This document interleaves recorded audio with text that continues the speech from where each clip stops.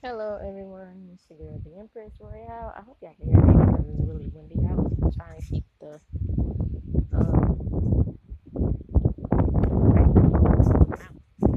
but I wanted to start today from a different angle and in a different way to show y'all how, because people think people in the Bahamas live in like one room shacks type of thing.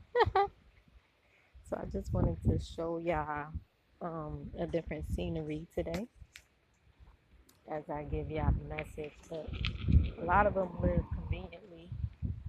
Like, let me show you the place that I live. This is across the street from where I live, but this is where I live.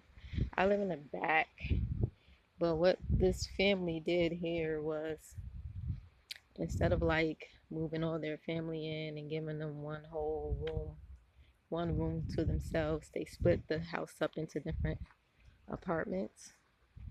So they're different room sizes and different apartments, and then they built themselves another house and upstairs, and then backyard is like a patio and area for everybody to lounge with a ceiling fan and everything outside. Um, moving on.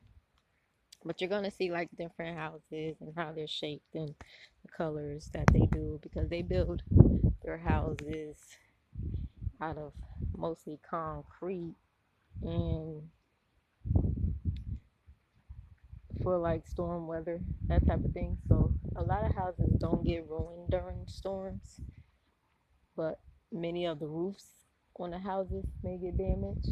So somehow they have to come up with like a better mechanism for their roof. But a lot of roofs don't get damaged, so they don't have like a lot of water damage in the houses. But if the storm is really really bad, they may lose like their whole house if their foundation is weak. But for the most part, most foundations out here are pretty strong. So yeah, taking a walk with me. Um, as I walk by, I'm trying to specifically show y'all people houses because I don't want y'all in people business like that. I ain't in people business like that. But just to give y'all a different scenery. So today, um, I woke up with like a strange headache. Uh, and then I got these downloads about um, love, emotions, and something else that had come to me. But starting off, people have to learn to balance their emotions because people people drown in emotions that they need to let go of. Emotions will cause people to do things that they wouldn't normally do if they were in their right state of mind, so to speak. So I kind of want to go the other way because I don't know, something's telling me to go the other way. I'm gonna go the other way. Um,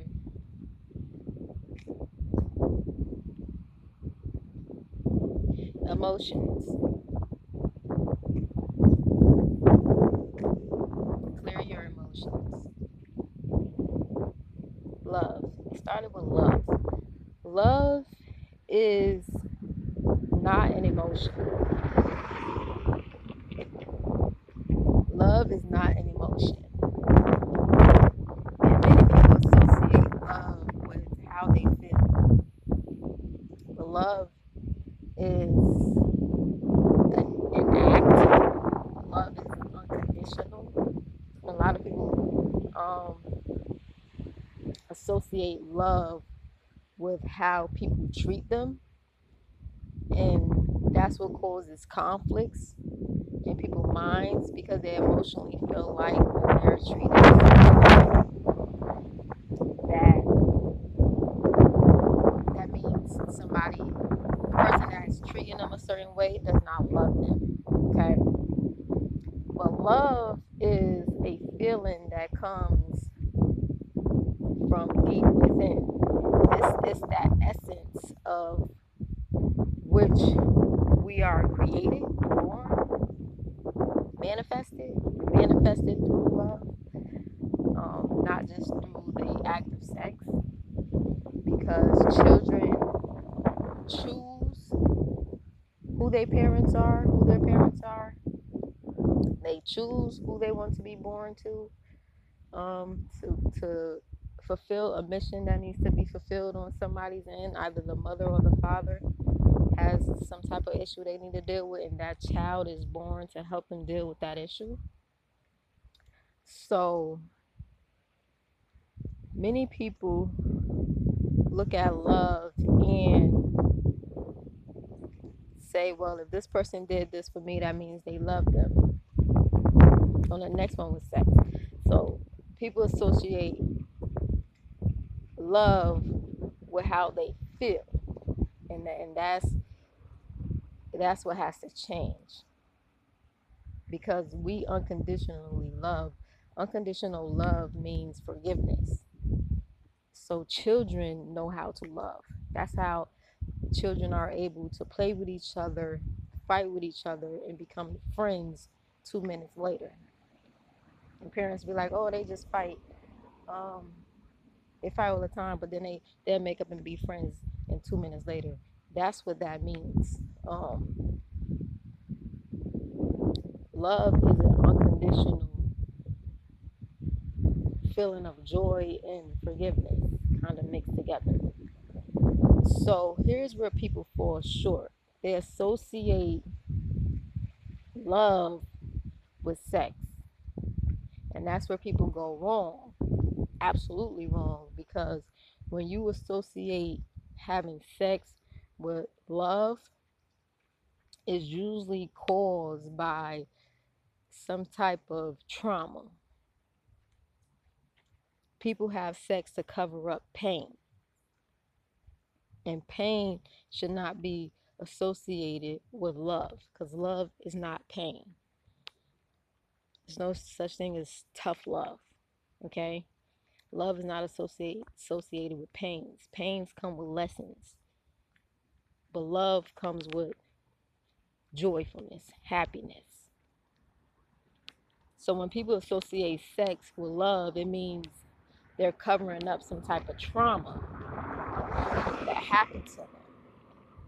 Either they got touched on too early, or they're getting physically abused.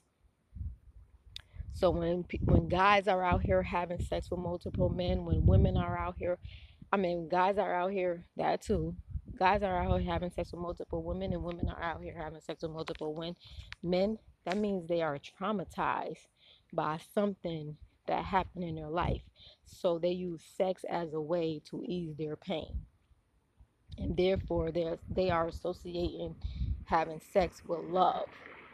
So if the sex doesn't feel right, then the love isn't real.